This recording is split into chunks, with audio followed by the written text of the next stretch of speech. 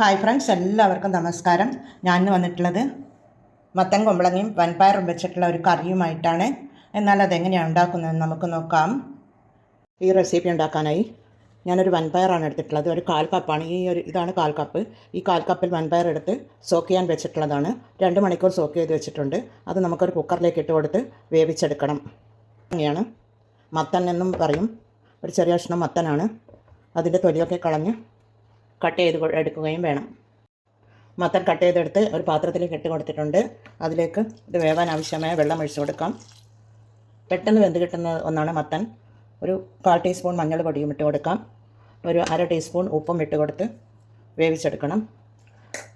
മത്തൻ പെട്ടെന്ന് വെന്ത് കിട്ടുന്നത് കൊണ്ട് രണ്ട് സെപ്പറേറ്റാണ് വേവിച്ചെടുക്കുന്നത്. വൻപയർ ഞാൻ കുക്കറിൽ ഇട്ട് കൊടുത്തിട്ടുണ്ട്. എന്നാൽ ഇത് വേവിക്കാൻ വെക്കാം. പിന്നീട് ഒരു മിക്സിയുടെ ജാർ എടുത്ത് വെച്ചിട്ടുണ്ട്. അതിലേക്ക് ഒരു 10 കൊച്ചുള്ളി ഇട്ട് കൊടുക്കാം. പിന്നീട് ഒരു 4 വെളുത്തുള്ളിയാണ്. പിന്നീട് കുറച്ച് കാന്താരി എൻ്റെ അടുത്തുള്ളത് കൊണ്ട് ഞാൻ ഇടുന്നതാണ്. നിങ്ങൾക്ക് പച്ചമുളകോ അല്ലെങ്കിൽ കുറച്ച് മുളക് പൊടിയോ ഇട്ട് കൊടുക്കാം. എന്നാൽ ഒരു 10-12 കാന്താരി ഇട്ട് കൊടുക്കുന്നുണ്ട്. പിന്നീട് ഒരു ടീസ്പൂൺ ജീരകം ഇട്ട് കൊടുക്കുന്നുണ്ട്. ജീരകം ഈ മത്തന് മസ്റ്റായിട്ട് വേണ്ടതാണ്. പിന്നീട് ഒരു 1/2 കപ്പ് തേങ്ങയാണ്. എല്ലാം ഇട്ട് കൊടുത്ത് നമുക്ക് മിക്സിയുടെ ജാറിലേക്ക് ഇട്ട് കൊടുക്കുന്നുണ്ട്. അത് അടിച്ചു കൊണ്ടുവരാം. ഇതൊന്ന് ക്രഷ് ചെയ്തെടുത്താൽ മതി. ഇതുപോലെ തരിതരിപ്പായി അരച്ചെടുത്താൽ മതി. എന്നാൽ നമുക്ക് അതിലേക്ക് ഇട്ട് കൊടുക്കാം. മത്തൻ ഇവിടെ നല്ലതുപോലെ വെന്ത് വന്നിട്ടുണ്ട്. ഞാനിത് വേറൊരു പാനിലേക്ക് മാറ്റിയെടുത്തിട്ടുണ്ട്. ഇതിലേക്ക് നമുക്ക് വേവിച്ച് വെച്ച വൻപയർ ഇട്ട് കൊടുക്കാം. ഈ വൻപയർ ഇട്ട് കൊടുക്കാം. പിന്നീട് ക്രഷ് ചെയ്ത് വെച്ച അരവ് ചേർത്ത് കൊടുക്കാം. തേങ്ങ ചേർത്ത് കൊടുക്കാം. തേങ്ങ എല്ലായിടവും ആകുന്ന വിധത്തിലൊന്ന് ഇളക്കി കൊടുക്കാം. ഈ മത്തൻ കുറച്ച് അധികം വെന്ത് പോയി. ഇത്രയും വേവാൻ പാടില്ല. നിങ്ങൾക്ക് ഗ്രേവിയോട് കൂടി വേണമെന്നുണ്ടെങ്കിൽ കുറച്ച് വെള്ളം ഒഴിച്ച് കൊടുക്കാം. ഞാൻ ഗ്രേവി ഇല്ലാതെയാണ് എടുക്കുന്നത്.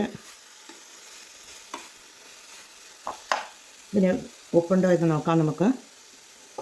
ഉപ്പ് കുറച്ച് കുറവാണ്. ഒരു 1/2 ടീസ്പൂൺ കൂടി ഉപ്പിട്ട് കൊടുക്കാം. മൊത്തത്തിൽ ഞാൻ 1 ടീസ്പൂൺ ഉപ്പിട്ട് കൊടുത്തിട്ടുണ്ട്.